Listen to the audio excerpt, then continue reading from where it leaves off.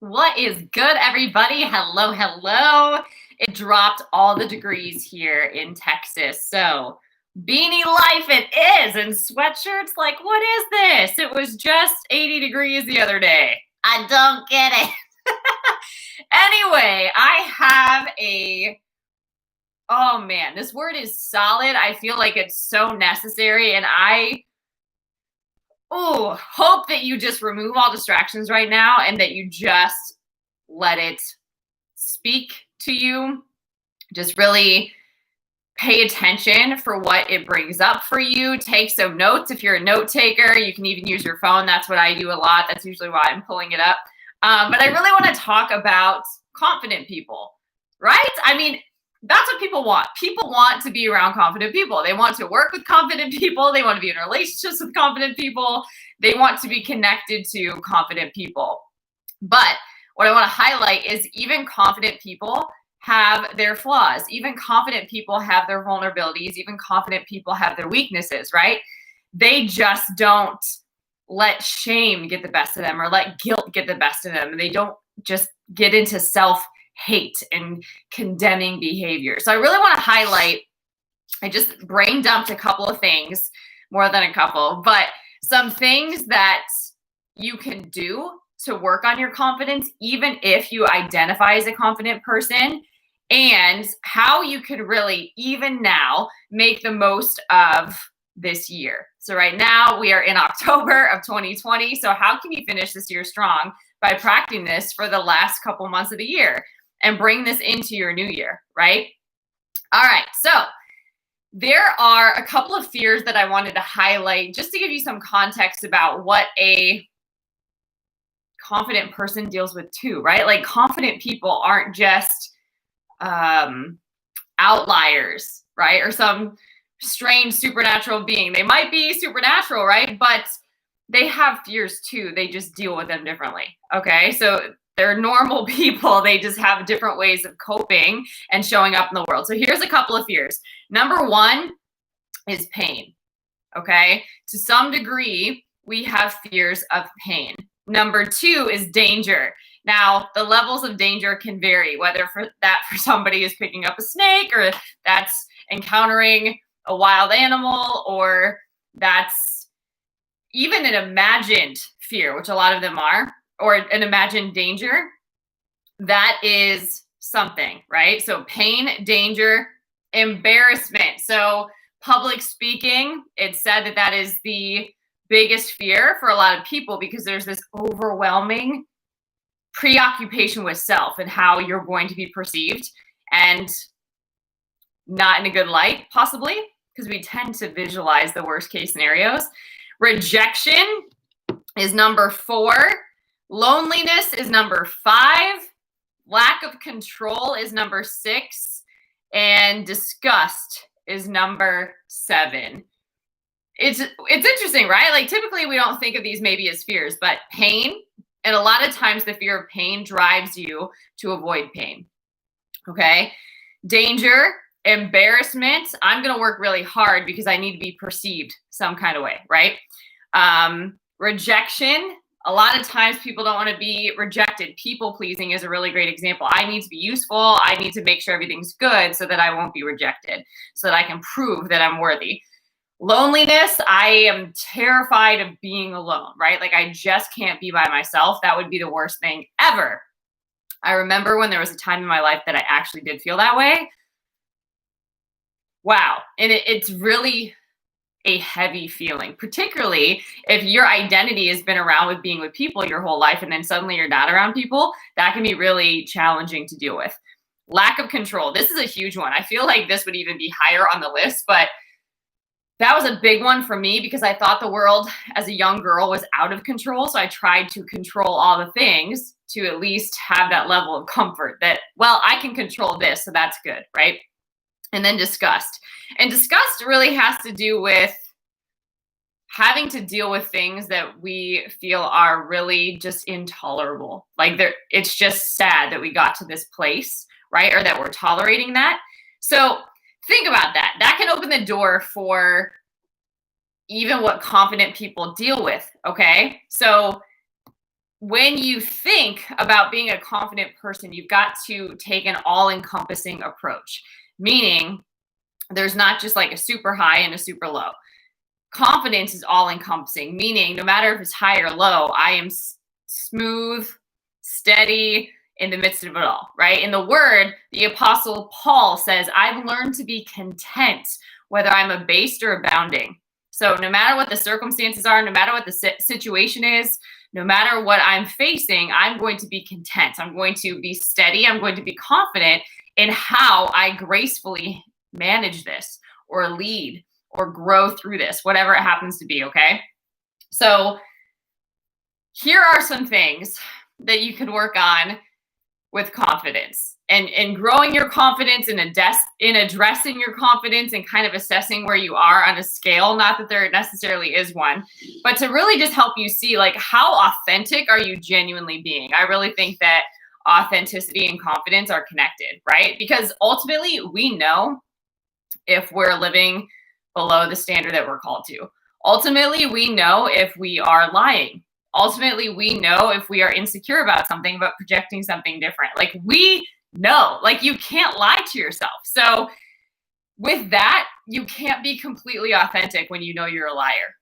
Do you see what I'm saying? Okay, so let's dive into this. So the first thing that I would say is you've got to wake up and realize you might just have to parent yourself. This came early for me, and I don't mean it in a negative way whatsoever, and I don't mean it as like a slap on the hand. I mean it as a legit be woke wake up call, right? So I realized this when I was 10. I realized that there were a lot of gaps when it came to parenting in my life. I realized that there was a lot of gaps in what I wasn't being given and what I wasn't being taught.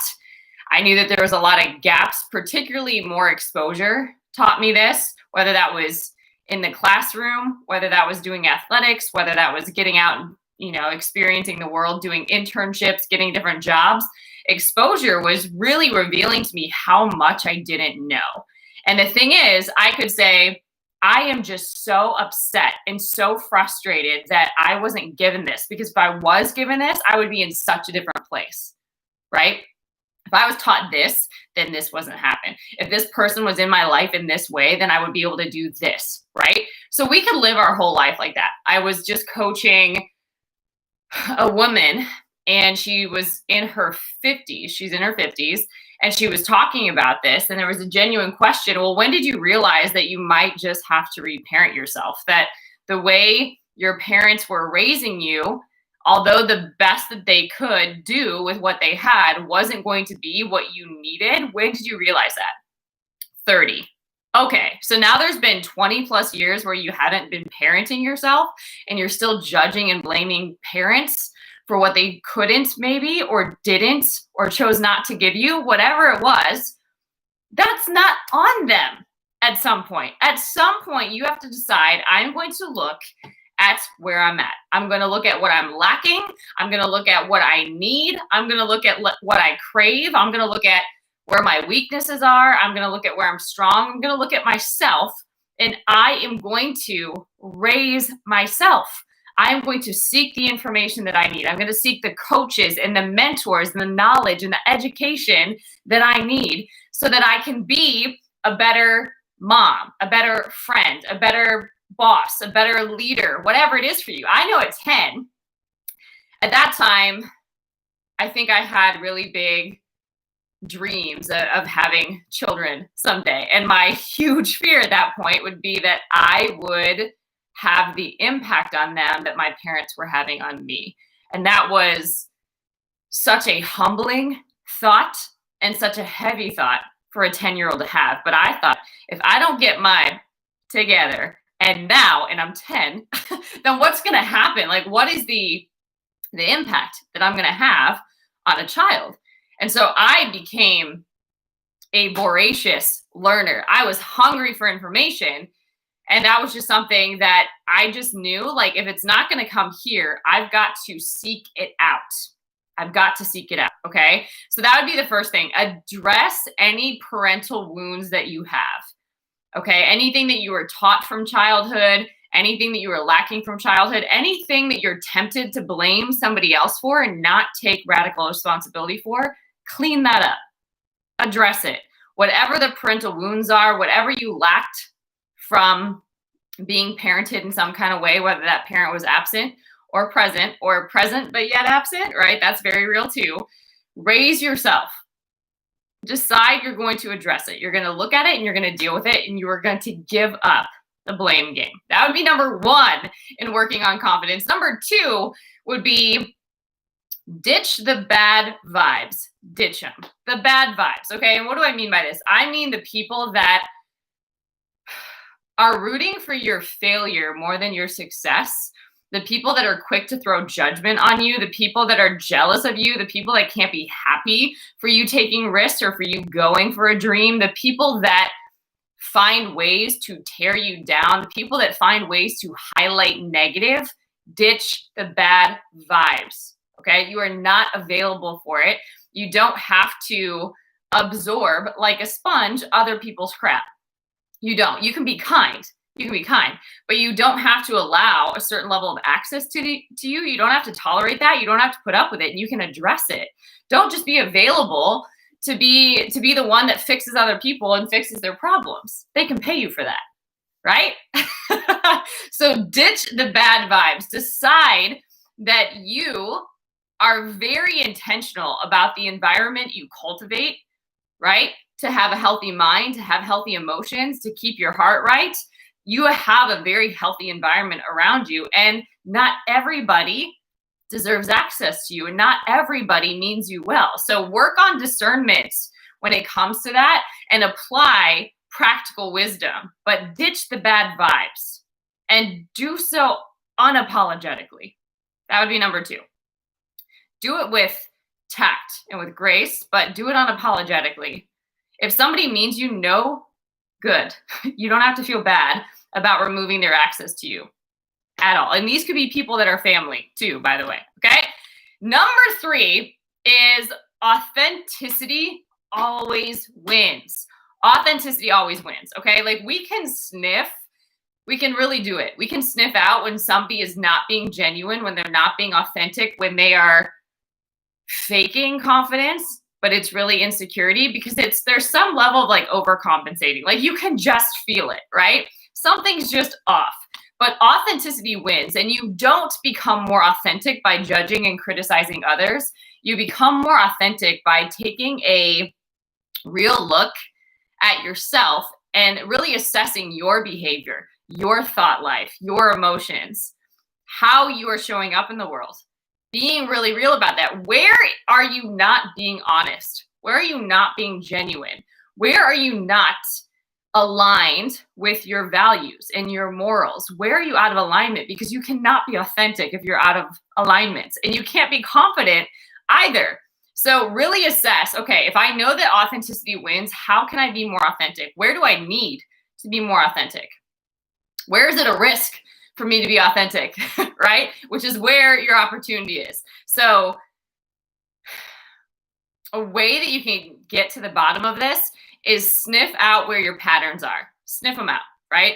Just like people can sniff where there's fake confidence, sniff out where you have patterns. Patterns where you do the comfortable thing.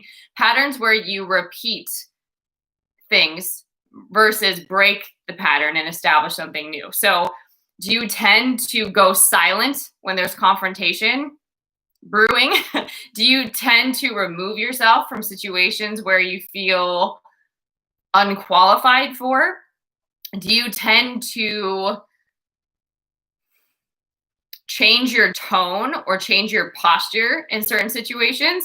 Just pay attention to patterns. Do you let people bulldoze over you? Right? Do you let that happen? Do you just tolerate that? Do you just invite or tolerate a certain or allow certain things into your life, and it seems like you're always in these types of relationships, or you're always in these types of situations? Look at the pattern. Look at pattern. Is it, again, think of things like, what are your thoughts? What are your words?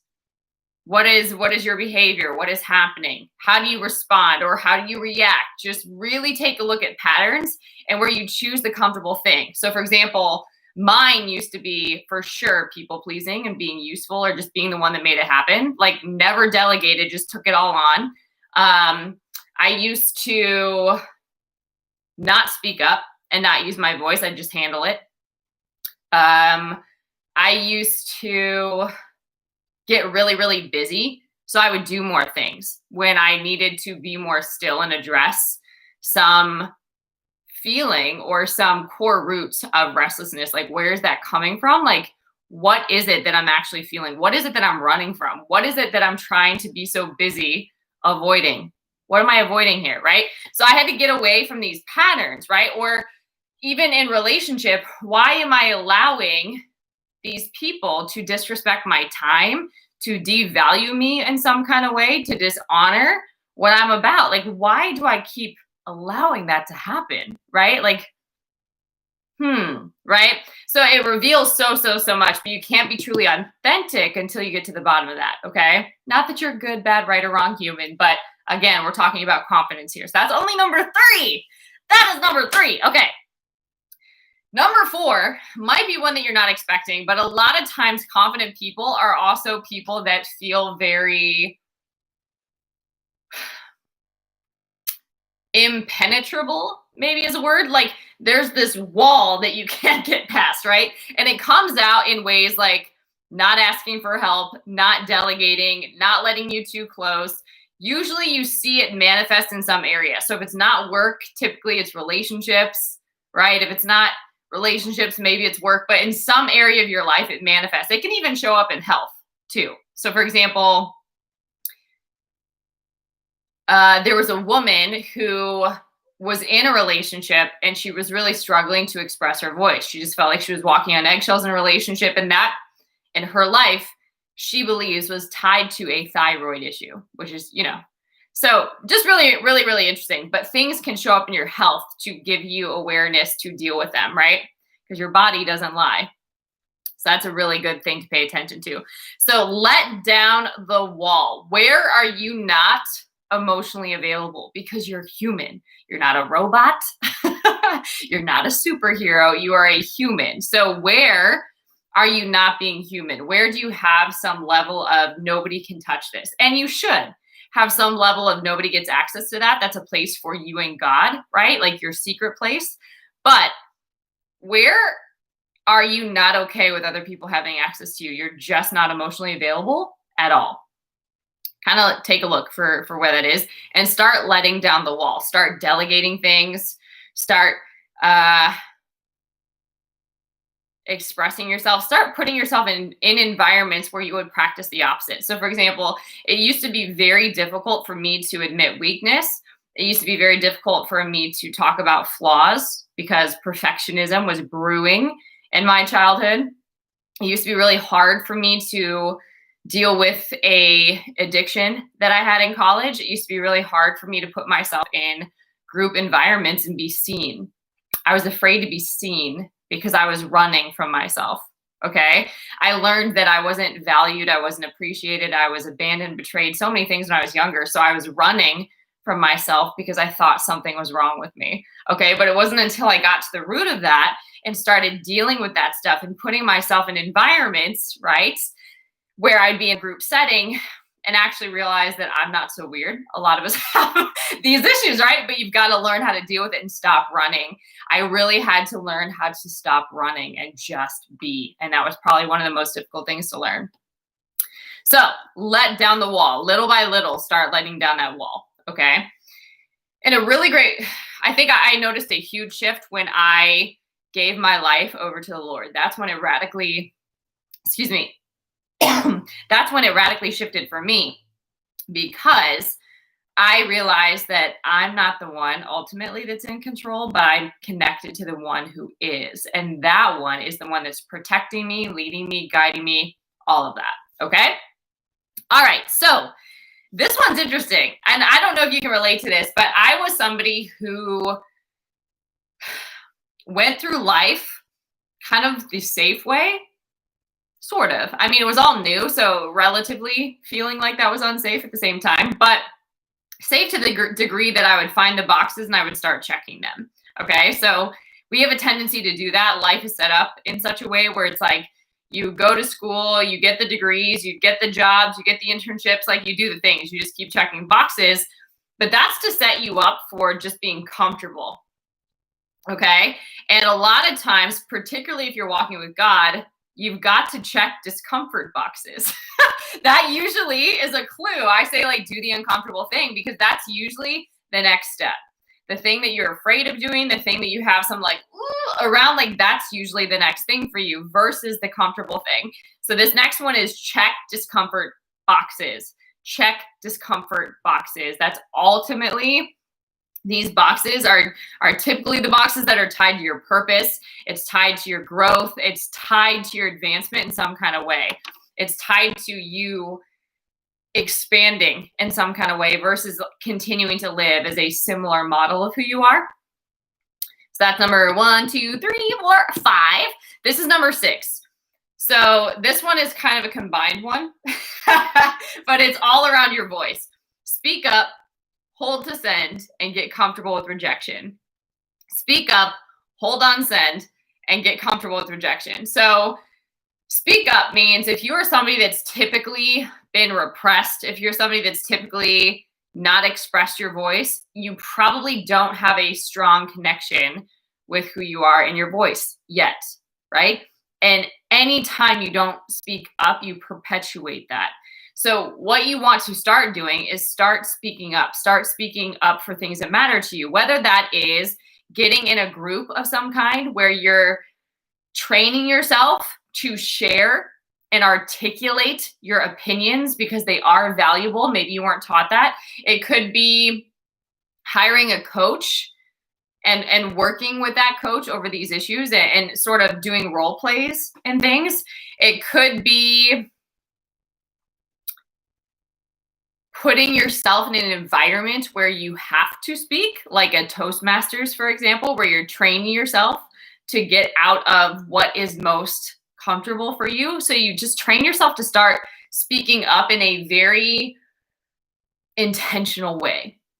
So every time that you've trained yourself to like, you now train yourself to speak up. So that's a little bit different. Now I say hold to send because a lot of times when we're not speaking up, we are so much better, as I drop my phone, we are so much better at just typing away a message or even on our email and hitting send. And then the next day we look at it and we're like, should have prayed about that. I should have just let that go. I should have said that way differently. My tone totally sucks here. I could see how that's going to be taken out of context, right? We should have probably just hold to send. We probably should not have sent that at all. So whenever that is happening, make it a note, get it out somehow, write it in a Word document, but don't send. Give it at least 24 hours and watch. Usually the emotions will subside and then you can decide, okay? And then get comfortable with rejection.